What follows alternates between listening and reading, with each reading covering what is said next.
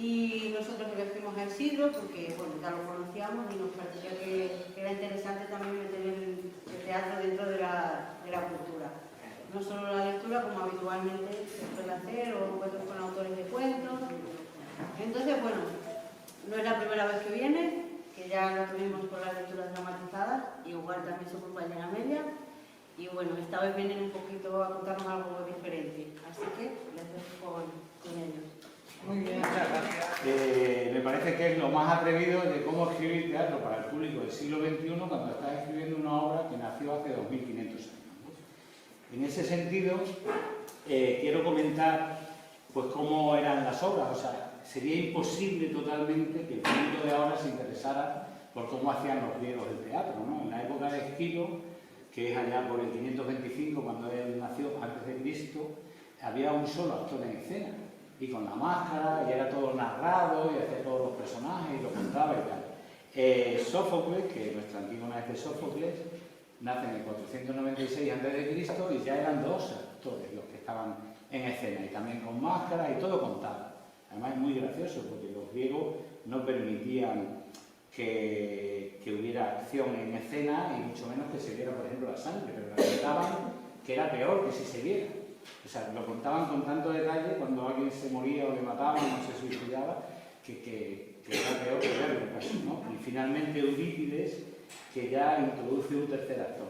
Aún así, esa narración ahora sería insoportable, o sea, ver 3 o 4 horas una obra contada por un tipo, por 2 tipos o por 3 tipos, por muy bien que lo hagan, y eran tan largas también y tenían una intencionalidad, ¿no? Era todo narración, y lo que intentaban de alguna manera era que ese público que estaba allí, que eran además miles de personas, entonces lo que intentaban de alguna forma es que todo ese público se identificara con los personajes y que sintieran el dolor, el sufrimiento y todo lo que conseguían esos señores de los que les estaban hablando, que eran como mínimo héroes o semidioses o dioses. Es decir, tenían que mirar hacia arriba, ¿no? Al contrario que la comedia, que también la practicaban, y miraban hacia abajo. O sea, el público se sentía superior a lo que estaban contándole en escena, ¿no? Y se reían un poco de ello. Pero bueno, ese era aquel teatro. Entonces, cuando yo hablo de trabajar a 4 manos y de escribir teatro de hace 2500 años y llegar a Mérida y que le interesa a la gente que va allí, pues claro, ahí entra un concepto que es la lectura contemporánea y el tema que tú subrayas, ¿no? O sea, nosotros como dramaturgos, en este caso Emilio del Valle y yo, elegimos qué tema queremos subrayar de los que nos ofrece Sófocles en Antígona. Y nosotros en este caso elegimos la memoria histórica, porque nos interesaba mucho. Es verdad que hay gente que piensa que Antígona, porque decide seguir lo que le dictan los dioses, es un poco una persona muy conservadora, y sin embargo otros piensan que es la que va contra las leyes porque decide enterrar a su hermano. Si no conocéis la historia de Antígona, os la resumo en 2 palabras.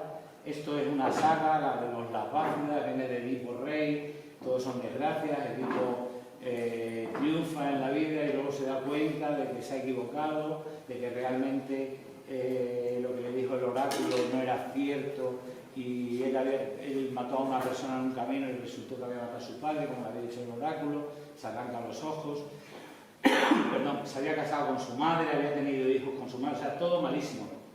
Se arranca los ojos, se exilia y se va, y se refugia en Colono. En Colono muere, y al exiliarse él, el trono de Tebas, que era la ciudad-estado, en Grecia eran ciudades-estado, el trono de Tebas lo habían compartido sus hijos Eteocles y Polinices, y habían acordado un año gobernar cada uno. Pero ¿qué pasó? Que cuando acabó el año de Teógeno, dijo Tururú que te di, y no quiso bajarse del trono. Entonces exilió a su hermano Polinices, que se fue a otro estado, ciudad-estado allí cerca, se casó con la hija del rey, montó un ejército y volvió sobre Tebas para recuperar su trono. ¿Qué pasa ahí? Que hay 7 puertas en Tebas, en cada puerta luchan capitanes de los 2 ejércitos, pero en una de las puertas luchan Eteocles contra Polinices, los 2 hermanos, y se matan los 2, el uno al otro. Eso supone que su tío Creonte pasa a ser el rey, y solo quedan 2 niñas, Antígona y Ismene, ¿no? 2 jovencitas. Su tío Creonte dicta una ley, saca un decreto en el que dice que a Eteocles se le enterrará con todos los honores y a Polinices se le arrojará un camino para que se lo coman las aves carroñeras, porque ha traicionado a la ciudad cuando en realidad venía por su año de gobierno, que le tocaba.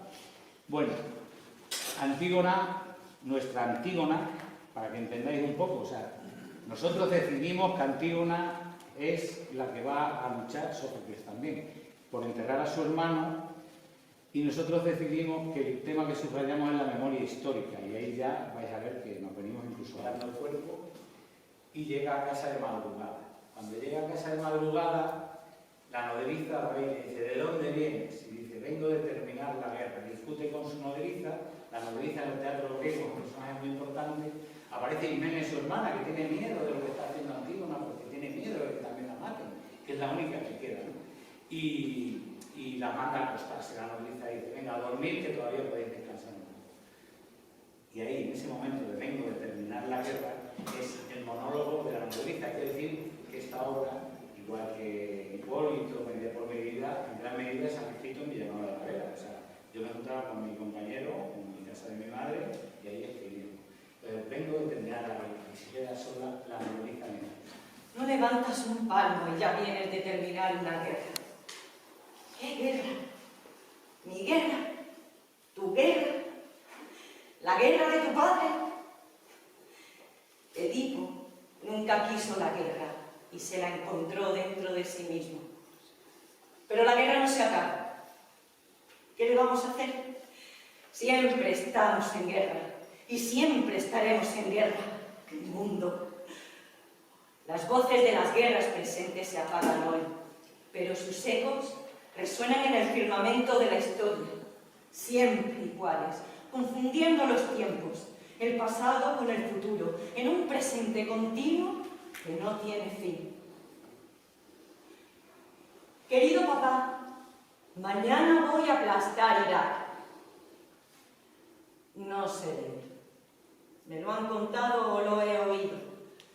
No sé si es una voz o un eco, si lo dijeron ayer o lo dirán mañana. Querido papá, mañana voy a aplastar Irak. Como si Irak fuera una palabra que se destruye al tacharla.